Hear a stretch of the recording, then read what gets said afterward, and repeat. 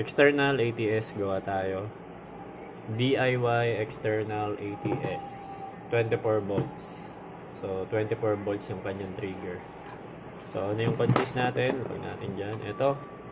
High power relay. Ayan.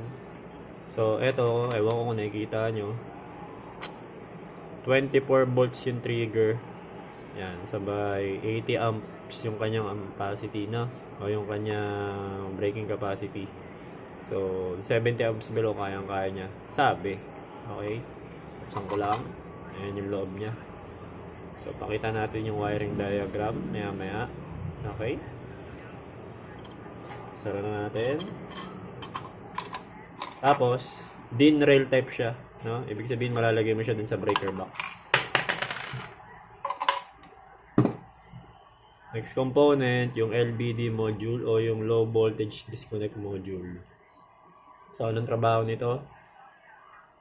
Pag ito nakaparallel sa battery mo or nakakonect, no, kokontrolin niya to.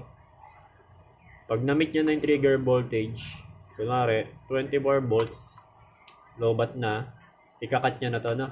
Magta-transfer switch na siya dito. Lilipat na siya. Yung trigger niyan 24 volts, bababa. Pag bumaba na yon, ibig sabihin, pupunta na sa backup. Ayan. So, pakita natin yung wiring.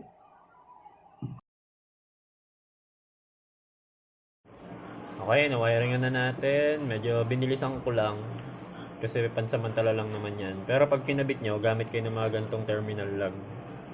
Lalo yung mga AC side. Yan. Yan, heavy duty na terminal lang. Okay. So, sige, mabilis lang naman. Etong sa ilalim, yan dalawa na yan na nakikita nyo sa Meralco o sa DU. Eto, yung pangalawa, ayan, tsaka to, ayan. Ito yung output ng power station nyo. Doon nyo siya isasaksak, ha? Okay? Or doon nyo siya i-wire sa output ng power station nyo o sa hybrid inverter.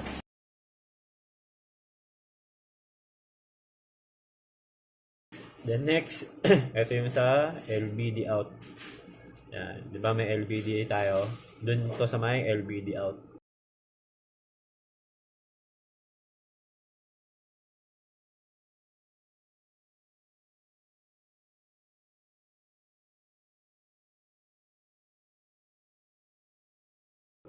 Okay, siya yung magsasabi na oy, lobat ka na. I-disconnect na kita sa power station.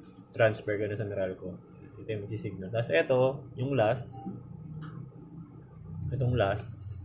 Yan yung last. Dito yung load. Okay? Or sa buong bahay nyo. Tatap mo siya dun sa may panel.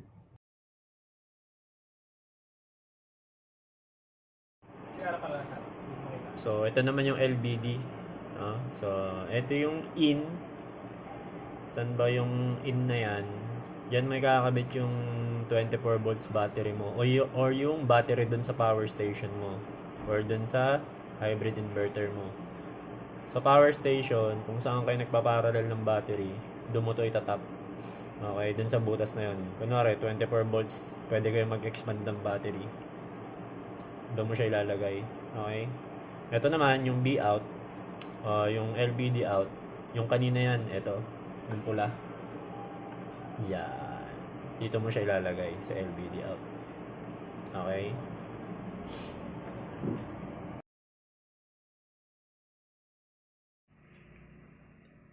Doon ka na. So, explain ko lang kung paano siya gumagana. So, ito yung load. Aray, putik ka. So, ito, explain ko lang paano siya gumagana. Ito yung load natin, di ba? Ayan. So, ito yung load natin. Ayan, naka-Meralco yan sa ngayon. So, ito kasi yung sa Meralco, di ba? Ito yung sa may power station. So, kunwari, nag-activate yung power station natin. Na-on na ba? Ayan. So, pag nakita nyo, nakadikit siya doon sa power station side. Ewan ko, nakikita nyo ha. Ayan ko.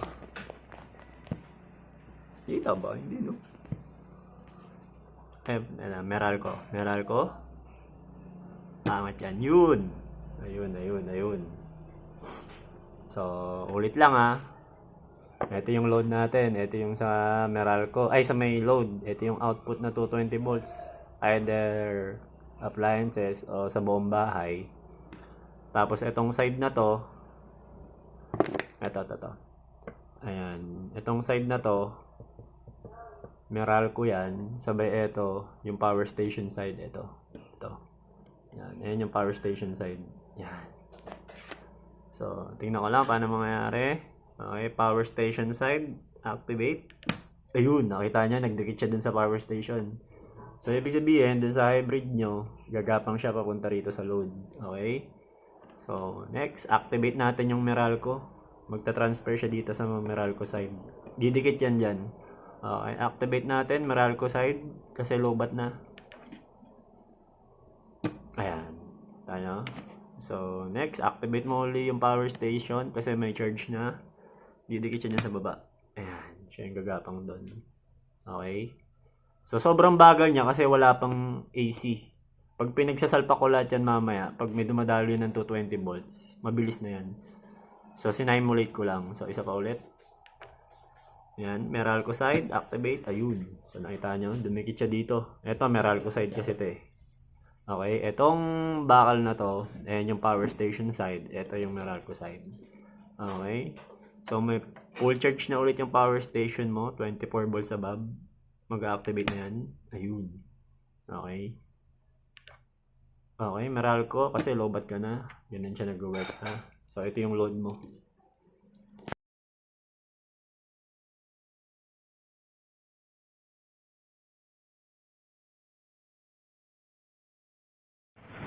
Okay. Sige, tingnan natin. Currently, naka-Meralco tayo. So, lobat yung power station natin. Tapos, simulate natin, mag-full charge. So, ito, dami account lang to. Wala talaga tong net, no? Pero, tingnan natin kung magbabago yung indicator niya. Kung mag-switch, magiging isang ilaw lang. Ito yung internet dito. So, ito, naka-connected siya ngayon, no? Okay. Yan, connected siya ngayon. Tingnan natin. Pag nag-switch tayo sa power station, dapat hindi mawawala yung internet niya. Makiklik pa rin natin itong speed test. Nakangahulugan doon na hindi nag-reboot yung server. Sabi kasi ng kapatid ko, hindi raw sapat yung ilaw lang Hindi raw lang yung ilaw na to. Okay. Sige. Switch tayo sa power station. Kunwari na full charge. Ayun. Full charge. So ngayon, pag kinilik ko to, dapat magpo-proceed to. Nangangahulugan na hindi nag-reboot yung dito natin or yung internet dito natin. Okay, so gumana. So, ibig sabihin, hindi nag-reboot yung dito natin, no? Okay? Hindi rin naman nagbago yung mga indicator niya, di ba? Tama? Kasi, pag babagal-bagal ka, mamamatay yung mga ibang ilaw, yung power lang yung matitira. So, ayan. So, ibig sabihin, hindi nawala. Okay. Sige. Trial number 2. So, kunwari naman, nalobat yung power station natin, nag-switch sa Meralco. Okay. Sige. Ayan, Meralco na tayo. Hindi nagbago yung lighting indicator natin, kompleto pa rin, no? So, again, pag nag-reboot yan, magiging isa lang to, tsaka yung ilaw dun. Ibig sabihin, nag-reboot. Tsaka to, hindi mo kagad matetest again, kasi naglo-loading pa yun Hindi pa siya nakakonect. Try natin kung makakapag-test again. Dapat mag-test again to. Okay. So, meron pa din, no? So, kung meron kang kinabibisihan na trabaho sa server, ibig sabihin, hindi ka madi-disconnect. Okay? Tama? Hindi ko kasi ginagamit yung ilaw yung mga bulb. Kasi, mabilis lang naman talaga yun Hindi nakaka-apekto yun Okay?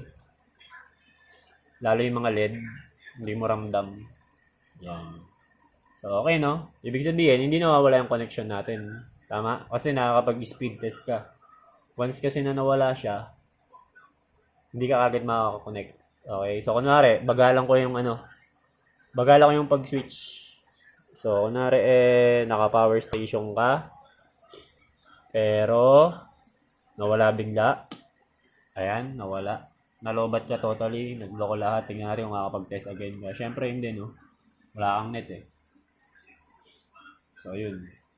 So, kapag nawala ka agad yung server mo or yung net mo, talagang biglang mawawala. Okay? Walang ano-ano, talagang mawawala siya.